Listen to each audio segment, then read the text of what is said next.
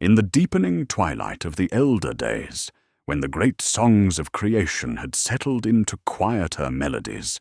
the immortal elves found themselves bearing a burden that no blade could sever, nor wisdom easily resolve.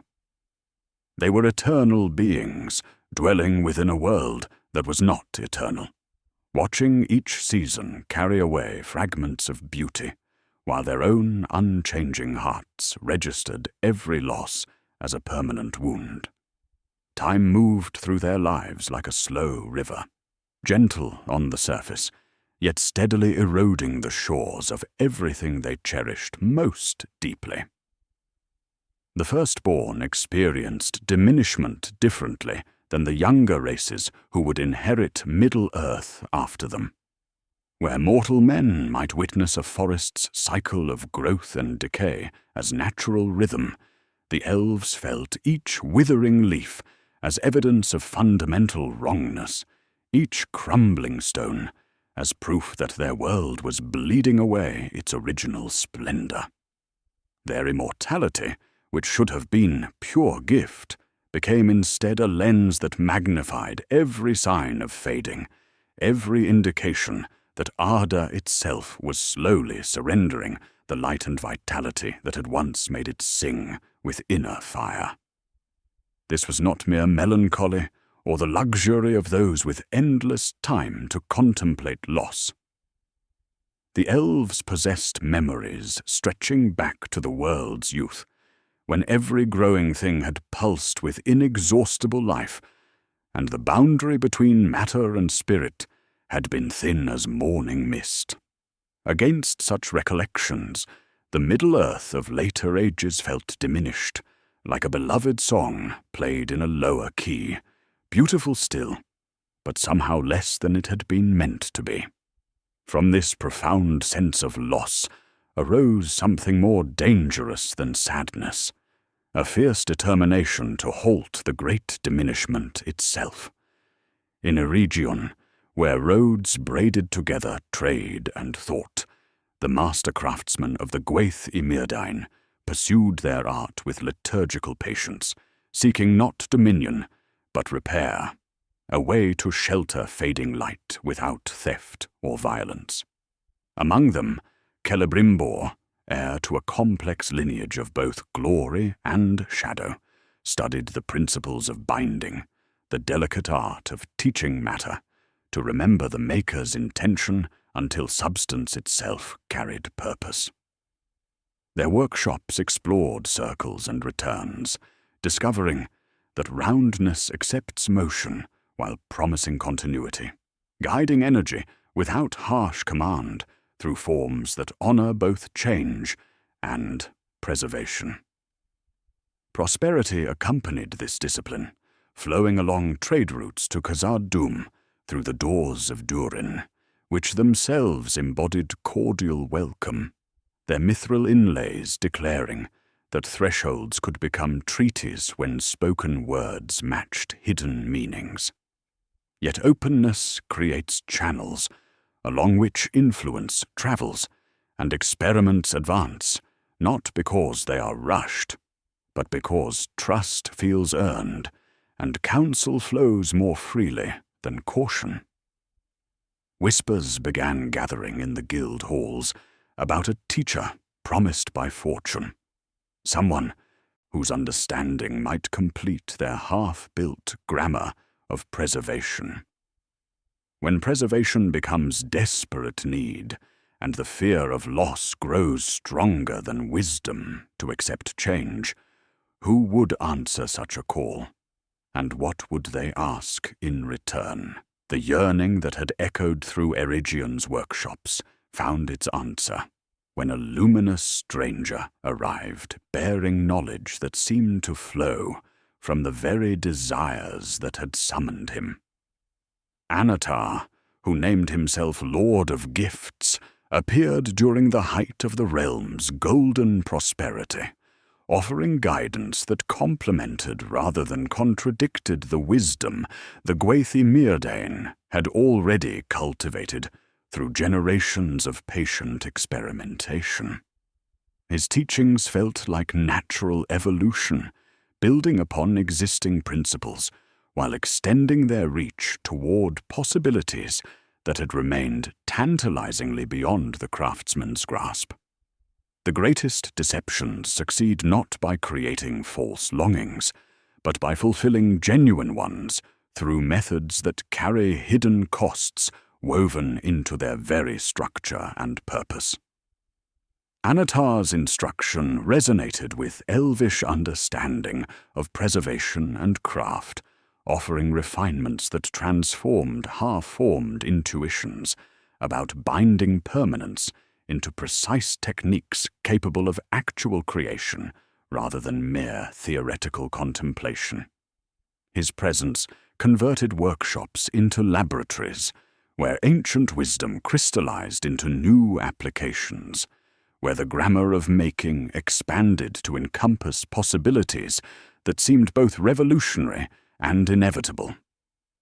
Shared craft creates shared covenant in ways that few recognize until the bonds have already formed and hardened into mutual dependence that feels like partnership.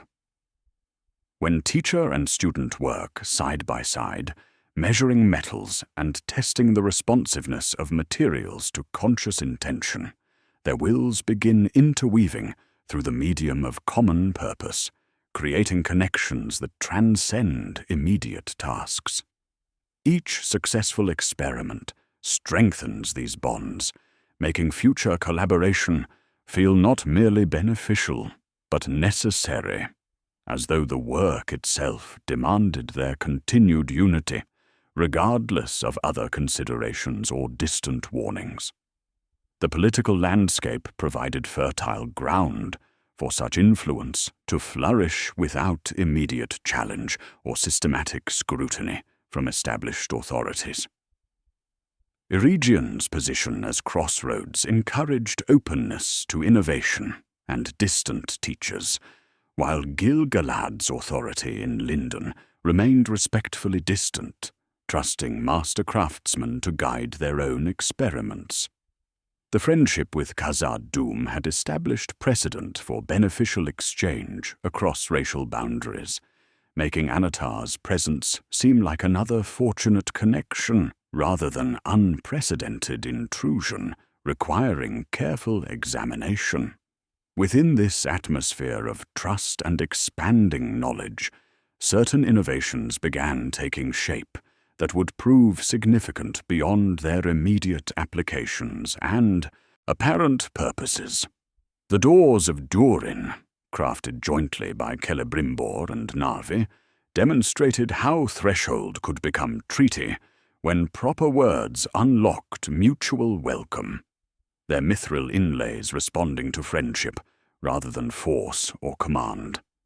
Experiments with lesser rings revealed how circular forms could hold and channel intention,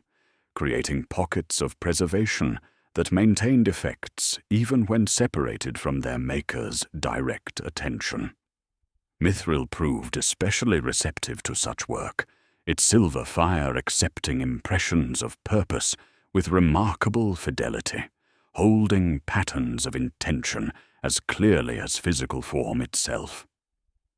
From these successes emerged the concept of masterworks, projects requiring not merely skill, but signatures of will impressed so deeply into matter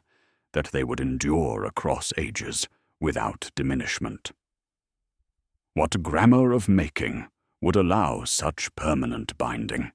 And what principles would govern the relationship between maker and made? The principles that would enable such permanent binding emerged from patient study within Eregion's workshops, where the marriage of traditional craft and innovative guidance revealed enchantment to be architecture rather than mystery. Like master builders who understand how stone and timber accept stress through careful arrangement, the ringmakers discovered that matter could be taught to remember purpose when patterns, materials, and intentions aligned with sufficient precision and sustained commitment. The circular form proved fundamental to this architecture, creating unbroken paths along which power could flow without dissipation, returning always to its origin, while carrying forward the maker's will like water following a carefully carved riverbed. Certain metals demonstrated unusual receptivity to conscious intention, accepting and holding impressions of purpose as readily as they held physical shape under the craftsman's hammer. Gold proved malleable, not merely to force, but to focused thought, while silver carried whispers of the maker's desire with crystalline clarity that endured beyond the forging moment itself. Mithril surpassed both in its responsiveness, seeming almost eager to accept the imprint of will, its inner fire brightening when touched by genuine intention, rather than mere mechanical skill or routine application. The binding process required repetition and resonance, the maker's will impressed through countless small actions until the object carried that will independently of its creator's presence.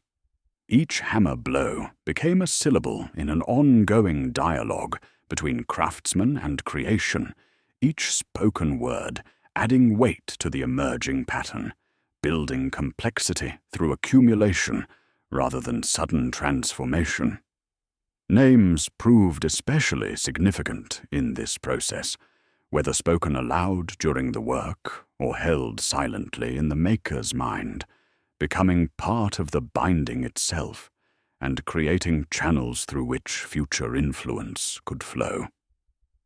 This grammar of making carried an inherent cost that few recognized until the work approached completion, and the bonds had already formed beyond easy dissolution.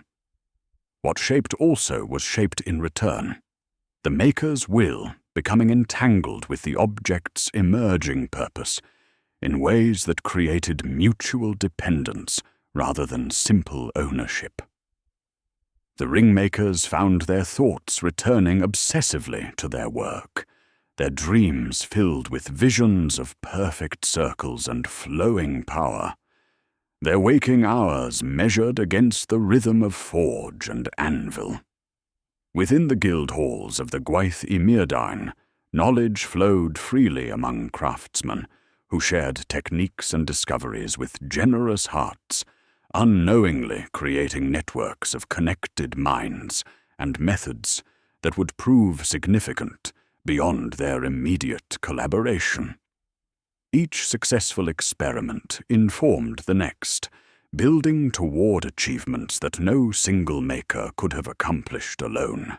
yet also creating dependencies that bound the entire community to common fate.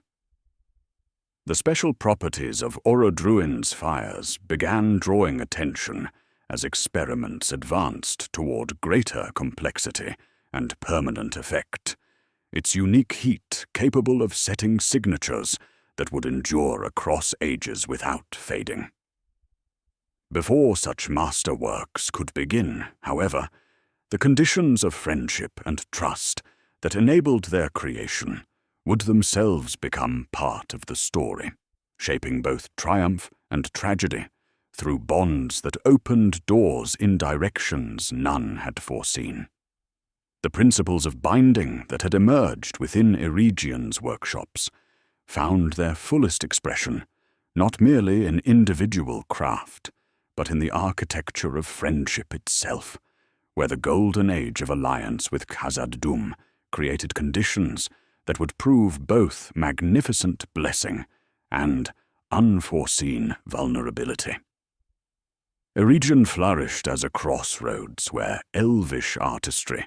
met dwarvish engineering through trade routes that carried far more than goods between their peoples, fostering an atmosphere of openness and innovation that welcomed new influences without the suspicion that might have protected against patient deception. The Doors of Durin stood as the masterpiece of this collaboration, crafted jointly by Celebrimbor and Narvi, as both practical gateway and philosophical statement about the nature of welcome, transformed into living architecture. These threshold works demonstrated how barriers could become bridges when proper words were spoken by those who approached with genuine friendship rather than hidden purpose, their mithril inlays responding not to force, but to recognition and mutual respect.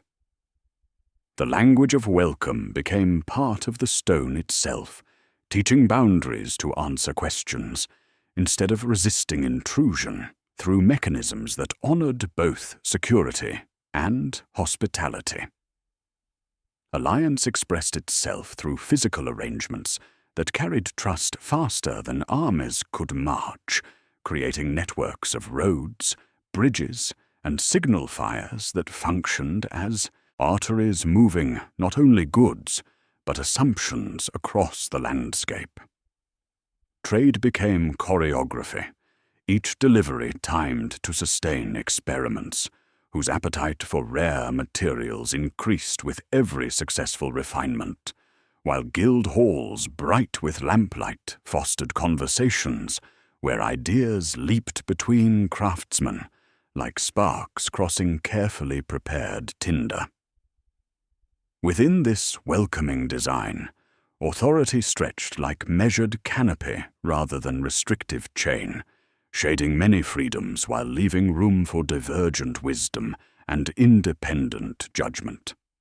Gil-galad observed from Linden with patient trust, respecting Eregian's autonomy in matters of craft and diplomacy, while Galadriel's growing unease moved quietly beneath the surface prosperity, like groundwater beneath fertile fields. The delicate balance between elvish ambition and dwarvish pragmatism required constant attention to maintain, creating pressure points where future conflicts might eventually discover their origins. Prosperity and openness, while fostering beauty and innovation, also generated vulnerabilities that patient enemies could study and exploit with methodical precision over extended periods of careful observation. The very success of Eregian's workshops made them targets for those who coveted their achievements, while doors that opened readily to welcome beneficial exchange might prove equally responsive to less benevolent influences seeking entry through familiar channels. Master keys to friendship, once forged and distributed, could not easily be recalled when circumstances changed, and former allies revealed different intentions than those originally declared. With knowledge circulating freely among trusted collaborators and techniques shared generously between realms, custodianship became question rather than assumption, raising quiet debates about who might bear final authority when secrets matured into artifacts of unprecedented power. When trust was established and experimental methods were advancing toward greater complexity and permanent effect, what would happen when the workshops began producing their first successful rings? When trust had been established and experimental methods were advancing toward greater complexity, the workshops of Eregion began yielding their first tangible successes in the form of rings that proved theory through practice. These lesser rings emerged as modest demonstrations of binding principles, each one teaching its makers new subtleties about the relationship between conscious intention and responsive matter, between the craftsman's focused will and the object's capacity to hold and express that will across time and distance from its creator's presence.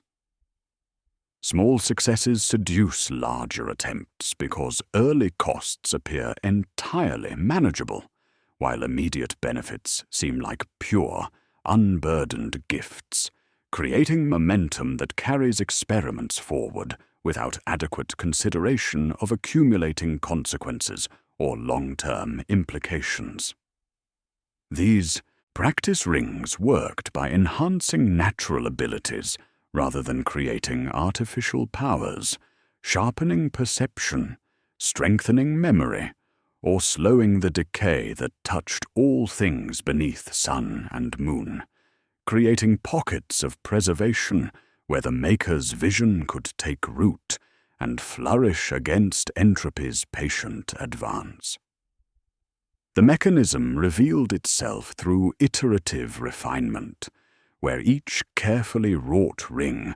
taught lessons that informed the next attempt, while individual makers developed distinctive signatures that reflected their particular understanding of how will could be impressed into matter. Celebrimbor's rings carried architectural precision, their effects flowing along clearly defined channels like water through planned gardens, while other craftsmen developed approaches that emphasized different aspects of the binding arts, creating variety within consistency of underlying method and shared purpose. Early costs seemed trivial when measured against obvious benefits these works provided to their intended recipients and the broader community that supported their creation. Fatigue accumulated gradually among makers, time stretched longer between conception and completion, and materials proved more expensive than initial calculations suggested. Yet these expenditures felt reasonable when weighed against achievements that had previously existed only in theoretical discussion and hopeful speculation about future possibilities. Enhanced abilities created subtle dependency, as recipients discovered how much easier certain tasks became when aided by their ring's quiet influence, while preserved objects began resisting natural change in ways that initially appeared beneficial, but gradually revealed complications requiring ongoing attention.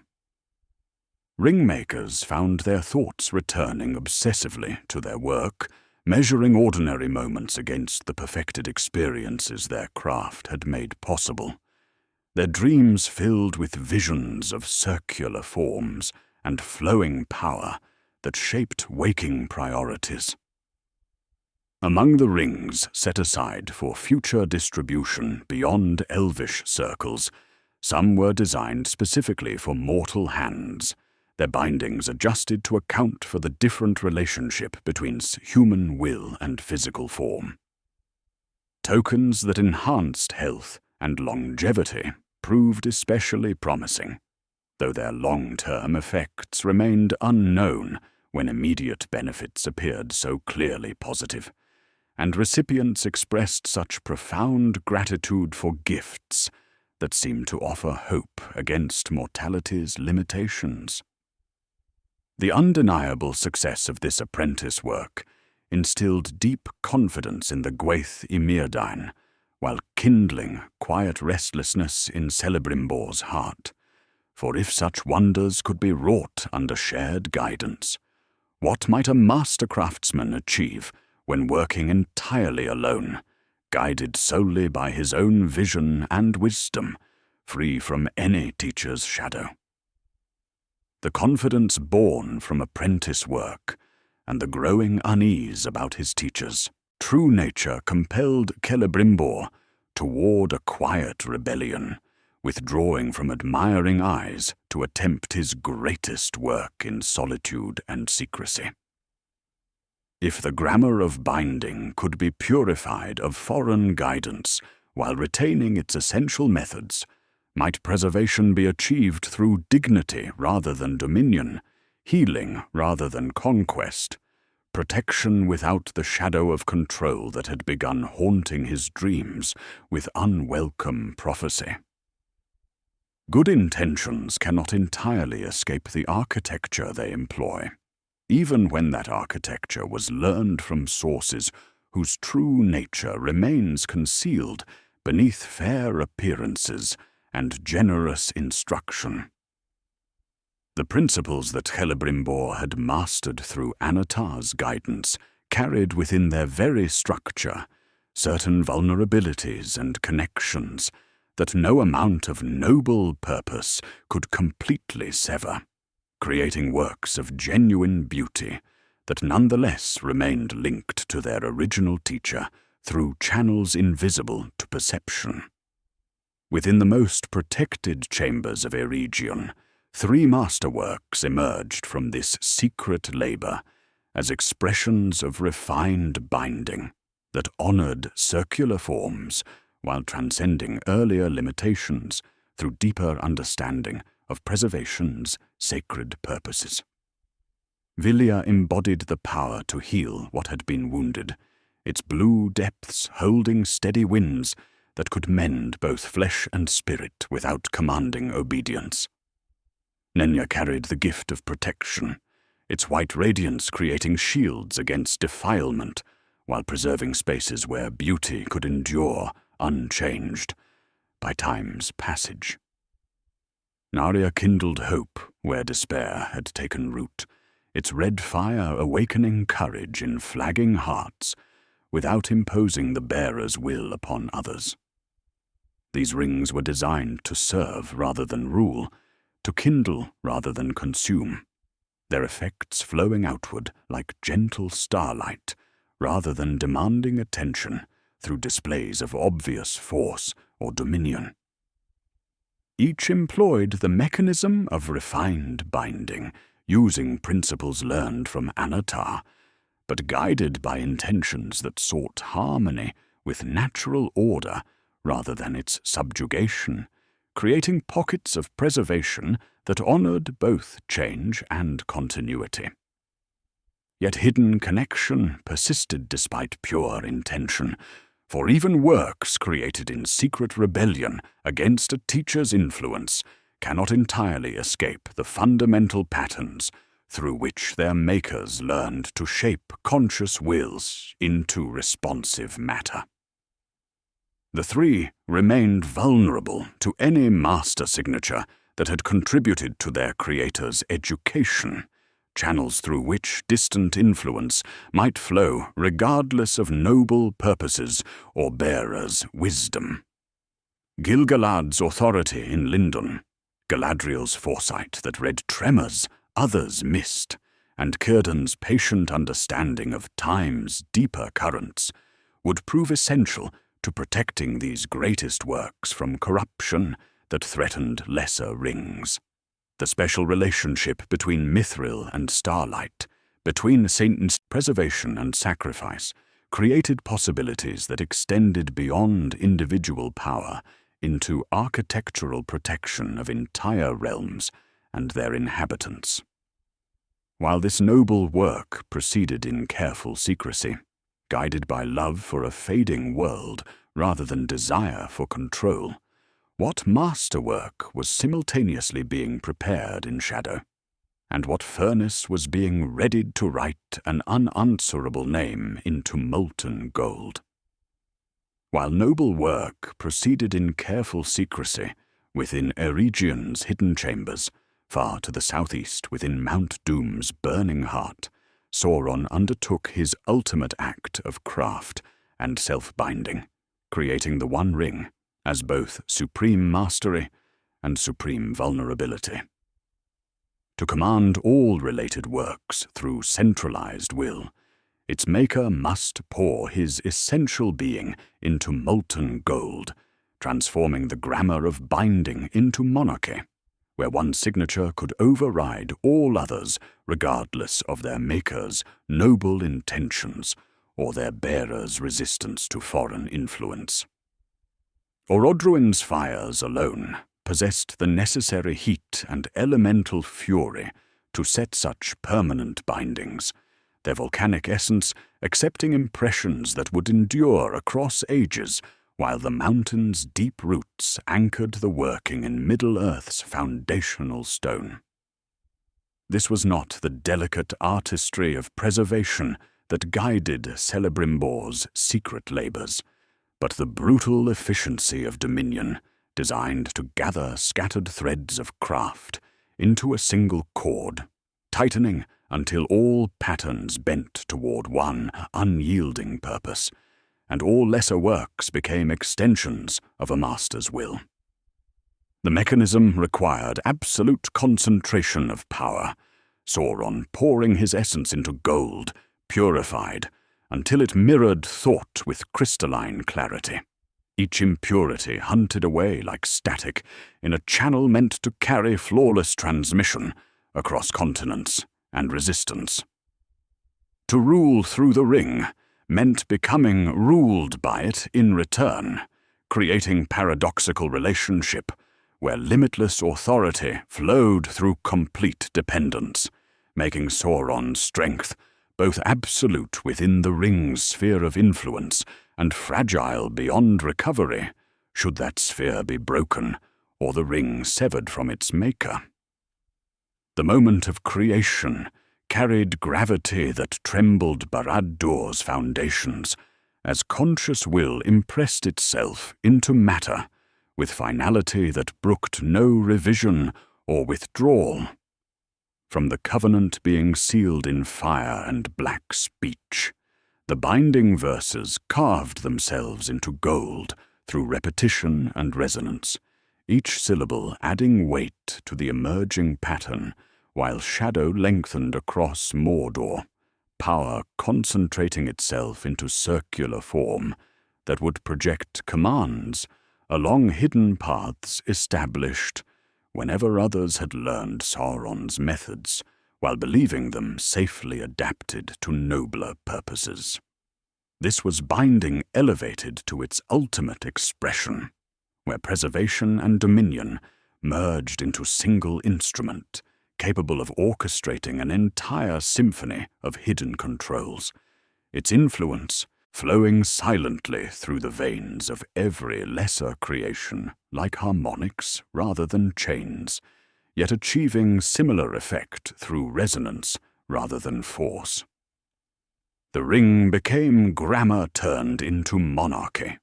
a master signature asserting precedence over every derivative hand that had borrowed lessons from Anatar's generous instruction, awakening dormant mechanisms with clarity that would leave no room for doubt or denial.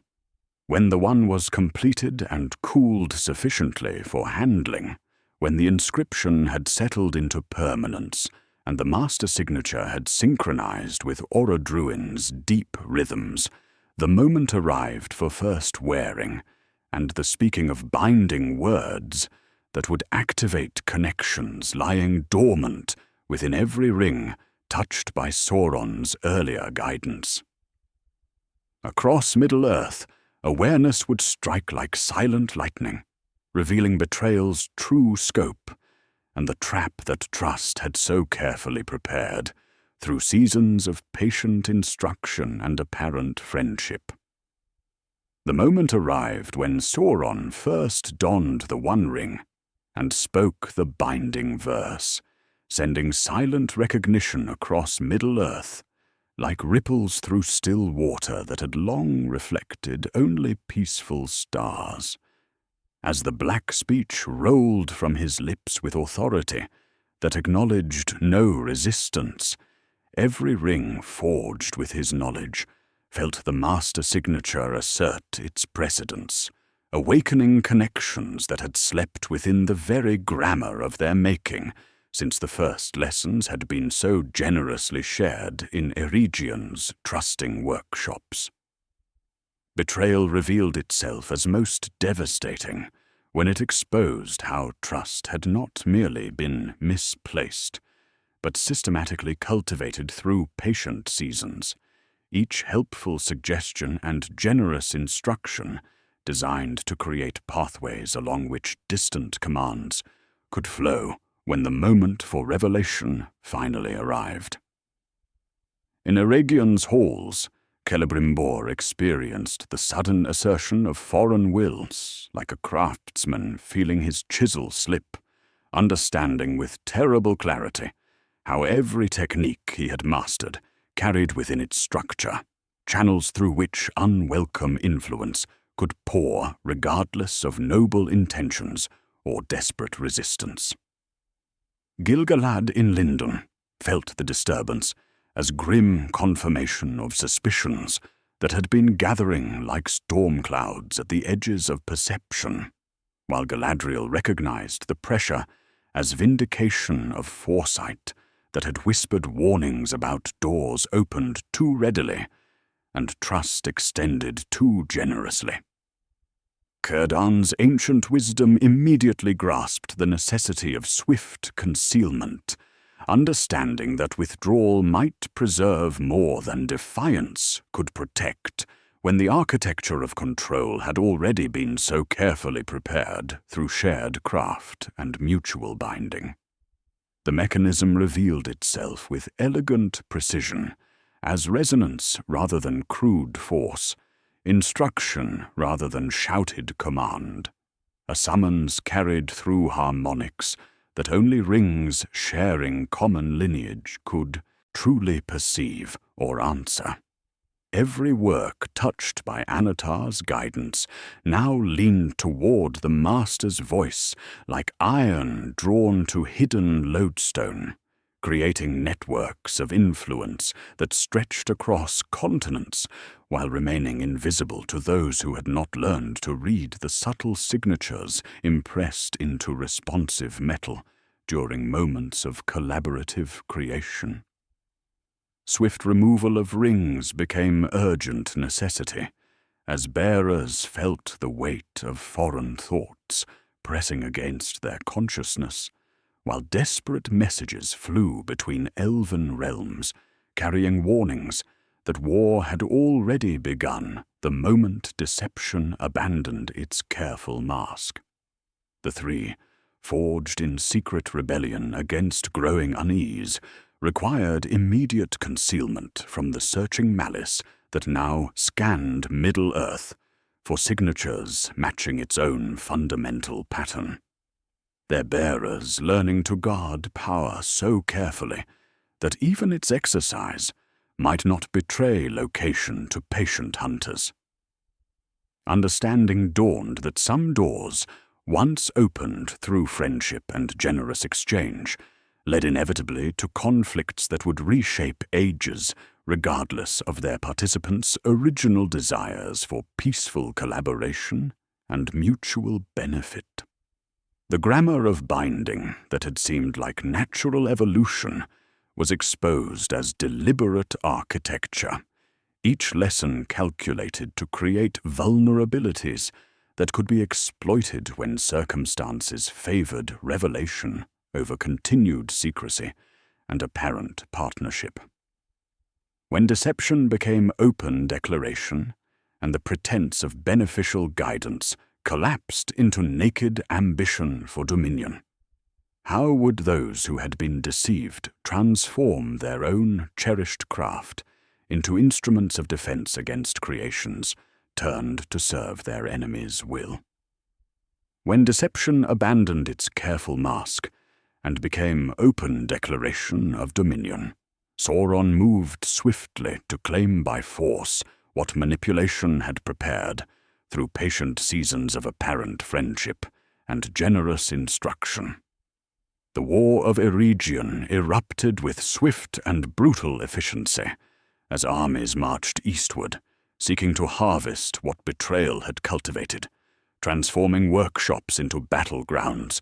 where the collision of craft and conquest honored neither maker's art nor warrior's dignity in the violence that followed.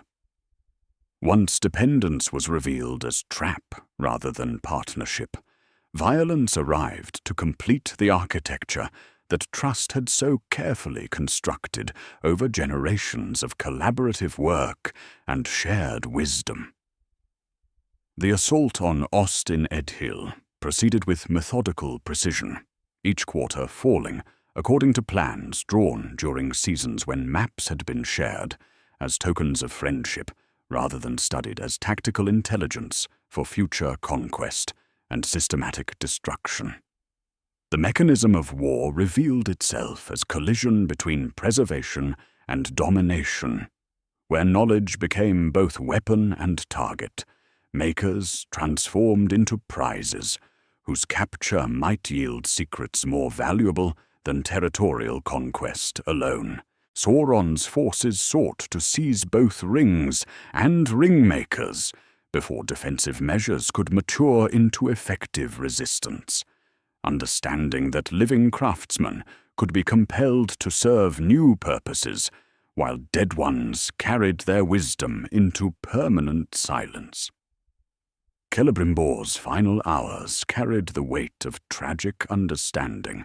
as he protected the secret of the three through suffering that transformed personal agony into collective preservation. His silence purchasing time for concealment that would shield the greatest works from corruption. The defense of Eregion became choreography of measured retreat, craftsmen fighting not for victory, but for time,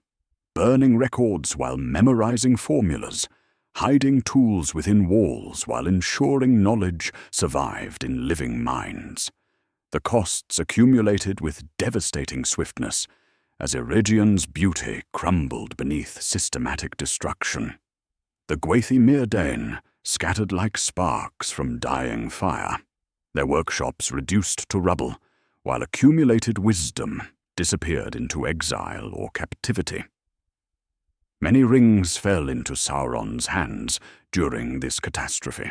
including all 7 destined for dwarvish halls, and most of the 9 that would find mortal bearers, ensuring that Binding's grammar would serve dominion rather than preservation. Elrond's retreat established Imladris as hidden refuge where counsel could settle and wounds become instruction, while Galadriel's passage through Khazad-dûm toward temporary safety created new patterns of alliance forged in crisis rather than prosperity. The intervention from Númenor arrived too late to prevent disaster,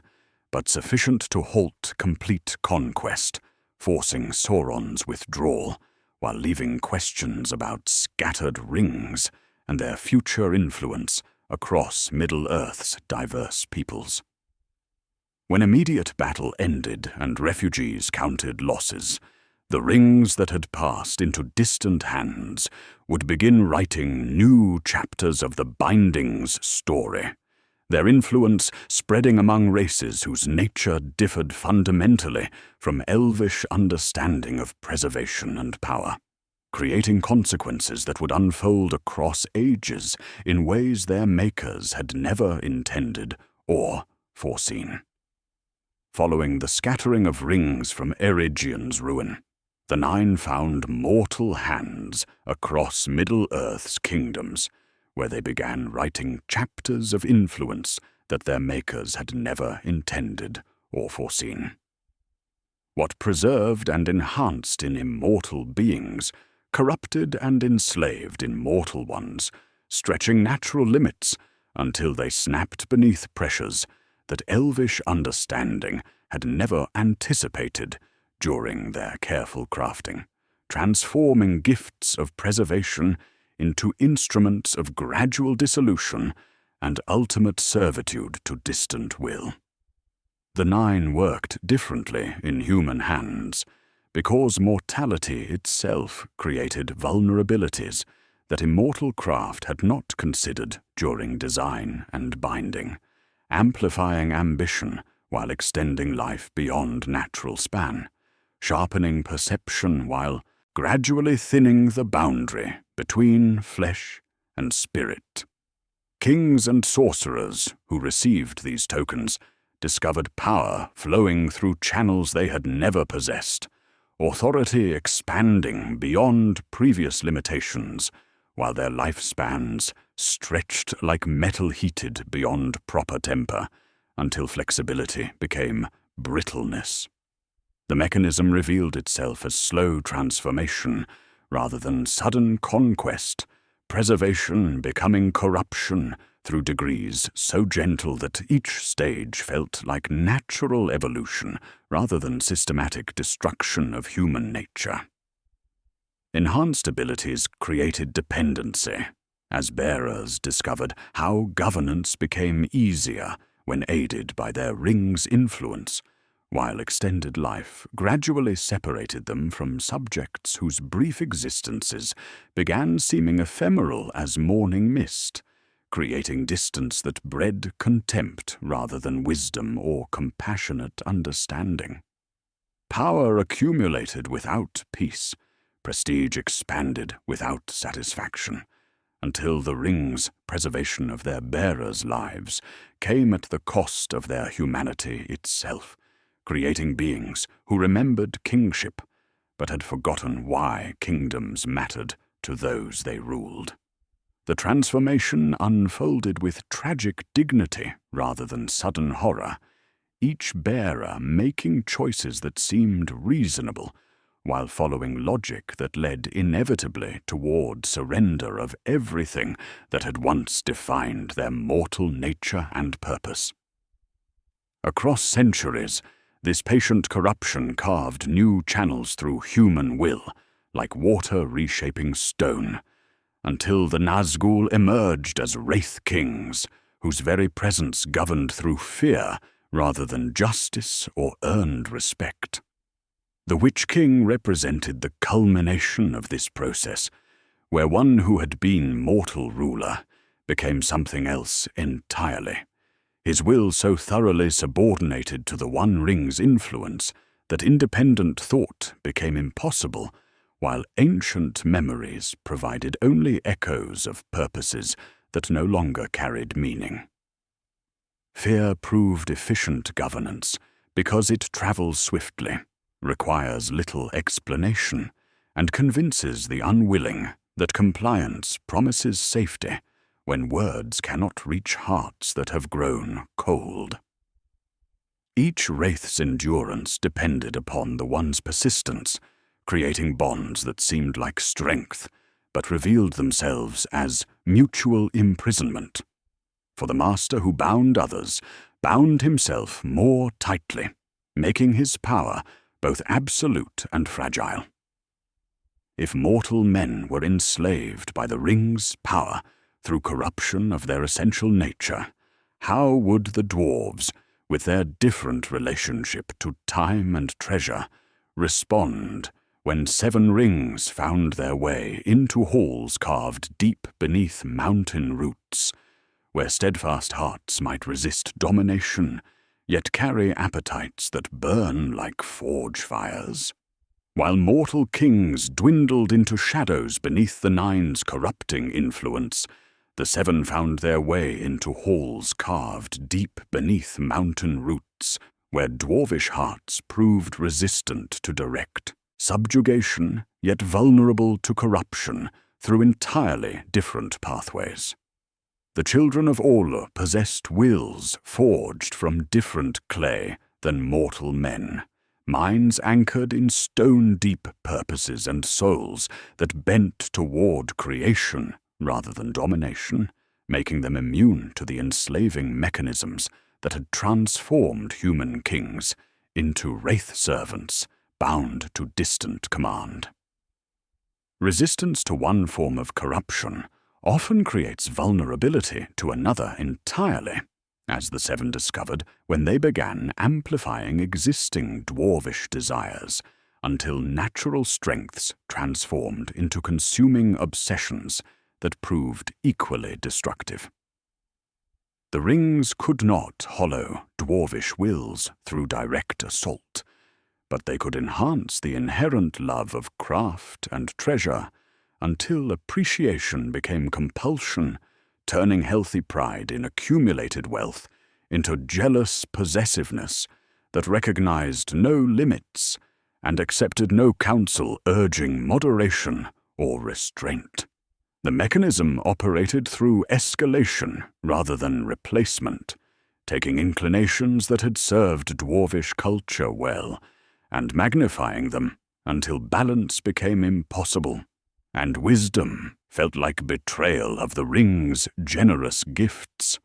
What began as enhanced skill at the forge gradually became obsession with ever greater projects, while natural appreciation for beautiful objects transformed into insatiable craving that measured all relationships against the standard of accumulated treasure, warping judgment until acquisition became purpose rather than means. This indirect corruption proved tragically effective, because each step seemed like natural evolution rather than foreign imposition, the rings whispering that security required larger hoards, that true kingship demanded displays of wealth sufficient to inspire awe in visitors and ensure respect from neighboring realms. Dwarf lords who had once measured prosperity as foundation for greater achievements found themselves measuring everything else against treasure's gleaming standard, their hearts growing cold to purposes beyond accumulation and display. The costs accumulated slowly across generations, as prosperity bred dangers that moderation might have entirely avoided, creating kingdoms that blazed briefly with unprecedented magnificence before falling to calamities drawn by their own success. Dragonfire found hoards that had grown too large for concealment or adequate defense, while feuds kindled over treasures whose beauty exceeded the wisdom of those who claimed ownership, turning ancient friendships into bitter rivalries that outlasted their original causes by centuries of accumulated grievance. Khazad-dûm itself would eventually demonstrate these principles when Mithril's discovery created wealth beyond previous imagination, while awakening appetites for deeper mining that led steadily toward encounters with ancient darkness, sleeping beneath mountain roots. The Seven's influence encouraged delving, that wisdom might have restrained each new vein, promising greater riches while leading toward depths where patient malice waited for disturbance to provide opportunity for vengeance against the light that had driven it into hiding. The relationship between enhanced desire and inevitable calamity revealed itself through multiple kingdoms whose stories followed similar patterns despite their geographic separation and cultural differences. Erebor's wealth drew Smaug's attention like beacon fire calling across vast distances, while the Grey Mountains' prosperity attracted conflicts that scattered their people across Middle-earth's northern reaches, their accumulated treasures becoming burdens rather than blessings when circumstances required swift movement or strategic retreat. Some rings were consumed by the very dragon fire they had helped attract, when hoarded wealth called forth creatures whose hunger matched the obsessions the rings had kindled in their bearers. Others were reclaimed by Sauron when kingdoms fell to disasters that excessive prosperity had made inevitable,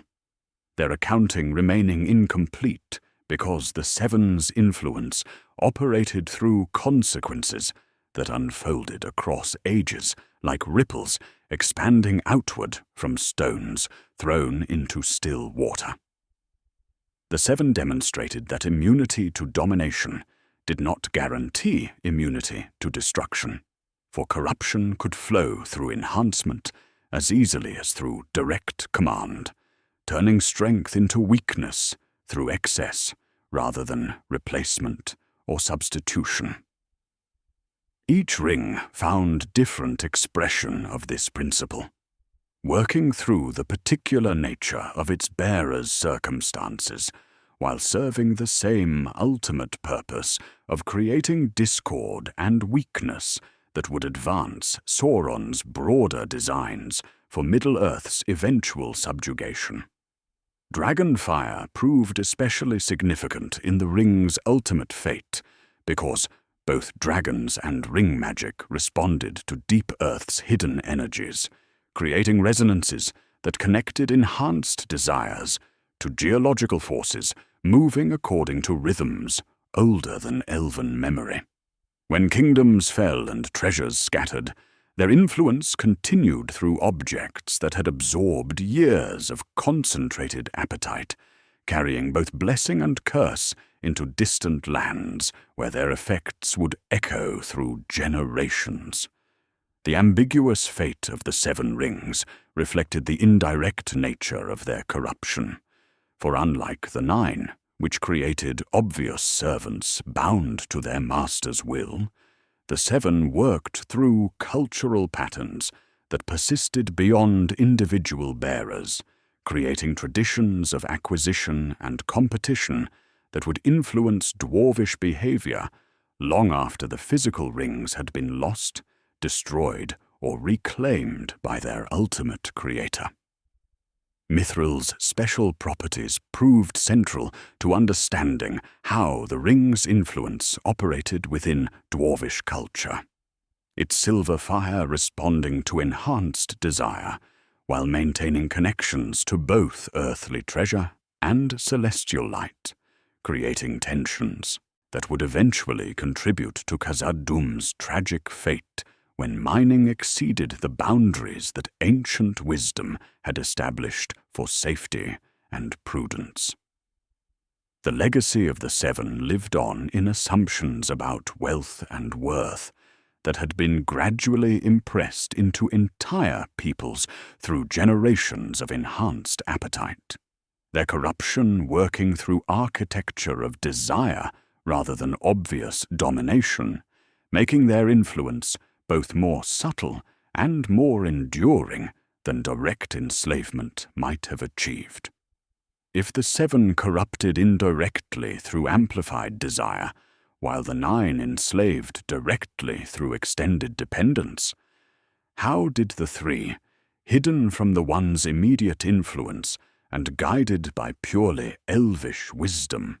affect their secret bearers who carried preservation's burden without visible power's consolation?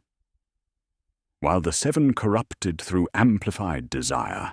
and the 9 enslaved through extended dependence, the growing shadow of Sauron's renewed dominion demanded response that transcended individual corruption to address the source itself. The last alliance emerged from necessity,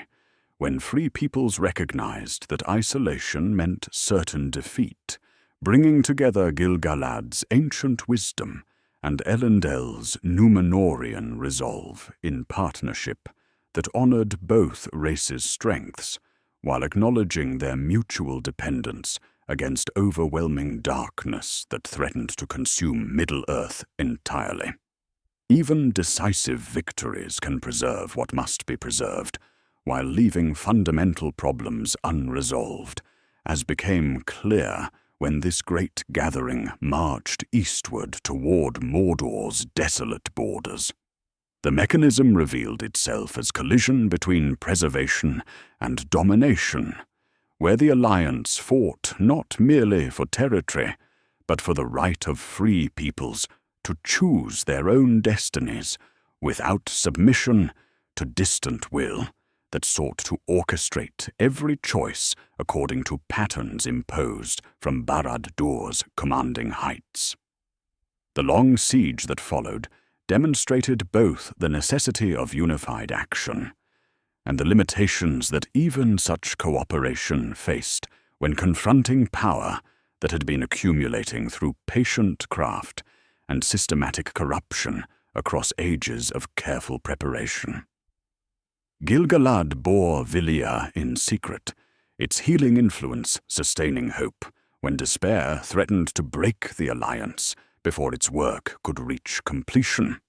while Elendel's leadership proved that mortal courage could match immortal wisdom when circumstances demanded sacrifice beyond personal consideration. 7 years of patient siege, war against Barad-dûr's defenses, like water against stone, each season testing resolve, while Sauron's power pressed outward through mechanisms that had been perfected during his long dominion over Mordor's corrupted landscape. The mechanism of his defeat lay not in destroying his physical form through conventional warfare, but in severing the connection between his essence and the instrument through which he projected his will across vast distances and through multiple subordinate rings.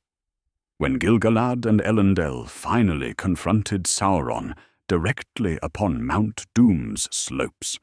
their sacrifice purchased victory through prices that revealed the true cost of resistance against power that had been concentrated into single instrument of command. The One Ring's separation from its maker broke his immediate dominion while leaving the ring itself intact, a reservoir of concentrated will waiting for reunion with the consciousness that had poured itself into molten gold during that distant moment of creation within Orodruin's fires. Isildur's choice to claim the ring as compensation for grievous loss preserved both hope and danger for future ages, ensuring that the question of binding would remain unresolved until circumstances aligned for different kind of confrontation, requiring different wisdom and courage. His refusal to destroy the instrument in the very fires where it had been forged demonstrated how even apparent victories could carry within themselves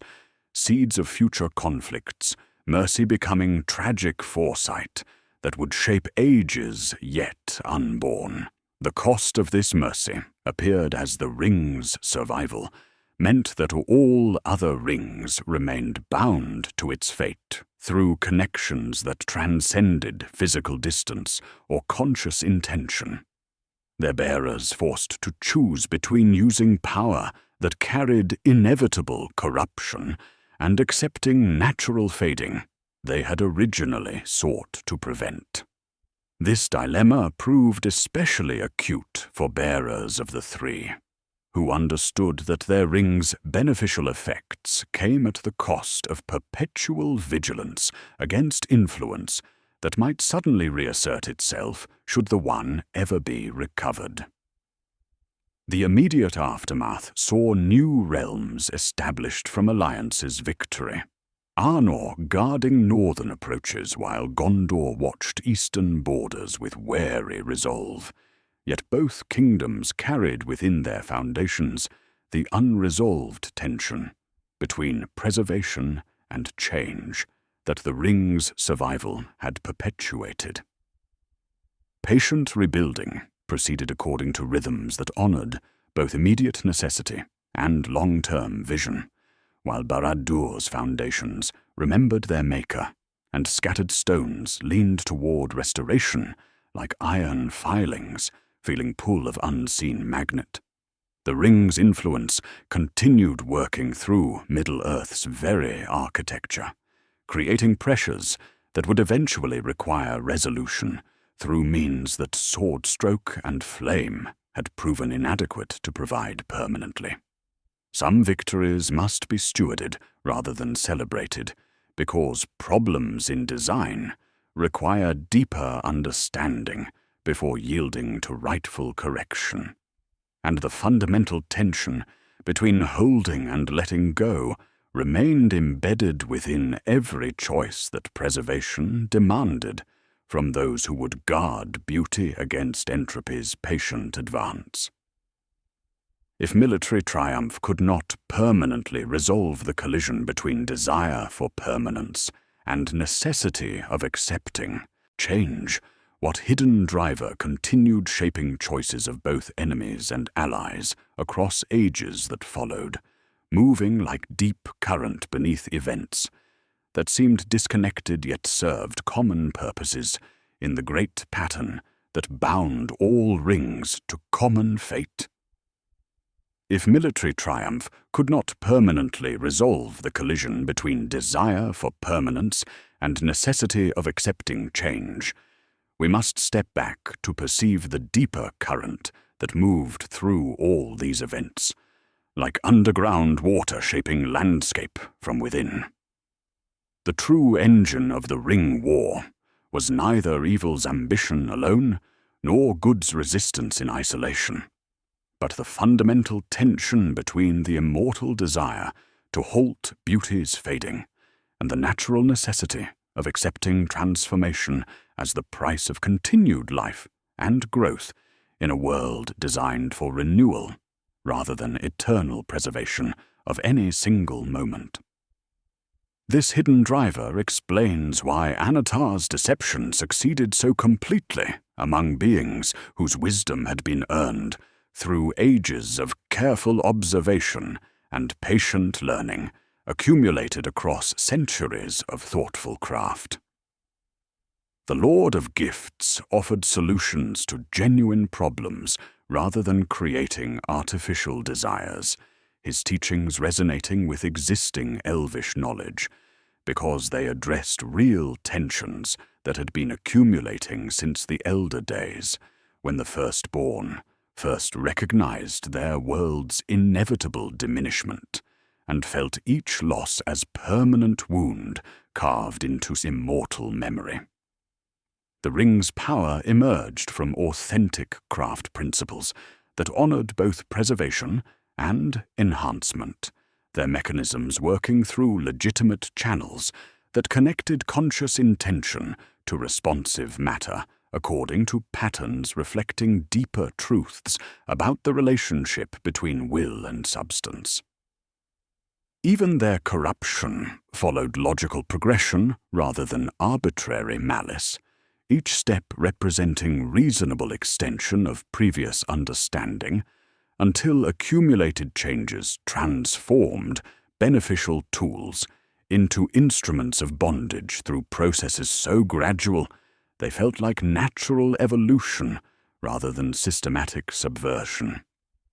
Binding revealed itself as reciprocal shaping, where what the maker impressed upon matter returned as impression upon the maker, creating loops of influence that continued long after forges grew cold and workshops fell silent. The more often a pattern repeated, the more completely communities and individuals became that pattern, craft's grammar speaking through practitioners as habit rather than deliberate choice, success carrying danger as mastery, fixed the hand as surely as it perfected the tool, while freedom narrowed, even as capability expanded exponentially. The fundamental tension between preservation and growth manifested differently across Middle-earth's diverse peoples, yet served common purposes in the great working that bound all rings to shared fate through participation in questions about whether beauty could be preserved through resistance to change. Among mortals, the Nine amplified ambition until it became consuming obsession, stretching natural limits until humanity itself snapped beneath pressures that immortal craft had never anticipated during careful design and patient binding processes.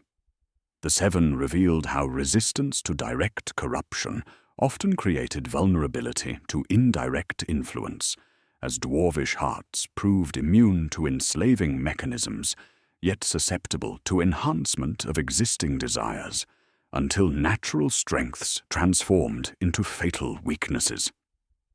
Dragonfire found hoards that prosperity had made too large for concealment, while feuds kindled over treasures whose beauty exceeded the wisdom of those claiming ownership, turning ancient friendships into bitter rivalries that outlasted original causes. The costs accumulated across generations like interest on debt that could never be fully repaid, each age inheriting burdens that previous choices had created, while facing new decisions that would shape inheritance for those yet unborn. Stasis bred fragility, because systems designed to resist change eventually lost flexibility necessary for adaptation when circumstances shifted beyond original parameters, while power bred isolation as enhanced abilities created barriers between those who possessed them and those who remained within natural limitations imposed by mortality and finite strength. Understanding these connections reveals how the rings operated through architecture of consequence rather than direct command, shaping possibilities available to future generations while appearing to preserve freedom of choice within increasingly narrow parameters that channeled individual wisdom toward outcomes serving larger patterns. The doors that had opened too readily during Eregion's golden age led to passages that could not be easily closed, while fires that had burned too brightly consumed resources that natural renewal could not quickly replace, creating scarcities, influencing choices long after original causes had been forgotten. The breadcrumbs we have followed throughout this journey now reveal their deeper meaning within this larger pattern of preservation, colliding with necessary change. Celebrimbor's noble rebellion against growing unease, the doors of Durin as symbols of welcome transformed into vulnerability, Mithril's responsiveness to conscious intention, and Orodruin's unique capacity for setting permanent signatures, all contributed to architecture that made the Ring War inevitable, while ensuring its resolution would require wisdom deeper than military victory alone could provide. Recognition of this hidden driver transforms understanding of every event we have witnessed, revealing how apparent victories and defeats served ultimately beneficial purposes when viewed from perspectives encompassing ages rather than individual lifespans, allowing even corruption to contribute toward necessary conclusions. The patience of deeper design permitted all choices to flow toward resolution of tensions that had been building since the world's youth, when preservation and change first discovered their apparent opposition while remaining secretly interdependent aspects of single truth about existence in time. The wisdom earned through long trial prepared Middle-earth for final resolution of the great tension through acceptance rather than resistance, teaching that some knots must be untied rather than cut, when preservation itself becomes the obstacle to what deserves preservation. If this hidden driver was the deep current moving all events toward necessary conclusion, what would happen when that current finally reached the sea and concentration dissolved into the wider order from which it had been gathered? When the deep current moving all events toward necessary conclusion finally reached the sea, concentration dissolved into wider order as the One Ring met its end in Orodruin's fires, revealing how endings that seem like losses can become fulfillment of right order. We return to where we began, with a world choosing between preservation and change, yet now bearing wisdom earned through long trial that transforms apparent defeat of beauty into liberation from bonds that had made preservation itself the obstacle to what truly deserved preservation through acceptance rather than resistance. The unmaking operated through elegant simplicity, once conditions aligned for resolution that ages of conflict had prepared Middle-earth to understand and accept. When the master signature dissolved in fires that had originally impressed it into responsive gold, all dependent works returned to their natural state without violence or trauma, powerful objects becoming mere metal through processes as gentle as starlight fading into dawn, teaching final lessons about the relationship between artificial preservation and organic renewal. The mechanism revealed itself as reciprocal release, where the One Ring's destruction freed not only its victims, but its master from the prison of absolute dependence that centralized power had created. The three fell silent, not because their strength was broken, but because their function was completed, having sustained hope through ages when despair might have prevented wisdom necessary for final resolution from taking root in hearts prepared by suffering, to accept what force alone could never accomplish through resistance. This apparent defeat of preservation revealed itself as preservation's true victory, for beauty bound against change had grown brittle,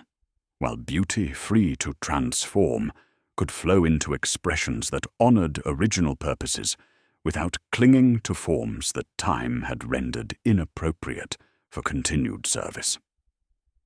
Realms maintained by grace began accepting the passage of seasons with dignity befitting their long stewardship, their guardians becoming free to rest after vigilance that had demanded constant attention to corruption flowing through channels carved by shared craft. Rivendell's timeless peace yielded to natural rhythms that would bring both renewal and decay according to patterns older than ring lore, while Lothlorien's golden light softened into illumination that honored memory without attempting to arrest movement of days into years, into ages of gradual transformation. No catastrophe followed this relinquishment. Instead, gentleness arrived, recognizing that beauty renewed through change keeps truer faith with original light than preservation through artificial constraint could ever achieve. The costs were accepted with understanding, earned through experience of what preservation without wisdom demanded from both guardians and those they sought to protect. Recognition that some prices compound across generations until payment becomes impossible, and debt itself becomes prison, preventing freedom to choose different paths toward similar goals. Doors that had opened during prosperity closed with gratitude for journeys completed rather than bitterness over destinations reached, while thresholds became farewells spoken with love for what had been shared. Keepers departed not in defeat, but in fulfillment of purposes that had always pointed toward this conclusion. Their work complete once Middle-earth had learned to choose growth over stagnation and acceptance over artificial preservation of forms that natural development had outgrown. The Grey Havens witnessed partings that honored both service rendered and service concluded, ships carrying those whose time in Middle-earth had reached proper end, while leaving behind foundations strong enough to support whatever would grow from decisions made with wisdom rather than fear. The great work of the rings revealed itself as both triumph and tragedy, teaching and warning, demonstration of how noble intentions could serve necessary purposes, even when immediate effects seemed to create more problems than solutions they addressed. Through failure and success intertwined, Middle-earth learned that some beauties must be honored by allowing them to reach natural conclusions rather than preserved through resistance to completion, wisdom flowing from acceptance of endings as doorways rather than walls. Beauty took new forms as ancient constraints dissolved, revealing how preservation through artificial means had prevented organic development that could have honored original purposes more faithfully than rigid maintenance of specific appearances or traditional arrangements that circumstances had outgrown. The music that had been held in careful patterns began exploring variations that retained essential harmonies while discovering expressions appropriate to changed understanding of what deserved continuation and what required transformation for health. Our final accounting settles debts accumulated across ages of choosing preservation over growth, revealing how the ring's influence had been both burden and blessing, teaching through experience what could not be learned through instruction alone about relationships between holding and releasing, between love that seeks to possess and love that grants freedom to serve greater good beyond individual desire or community preference. Perhaps the Silmarils await attention, those jewels that captured light itself and scattered across sea and sky and earth,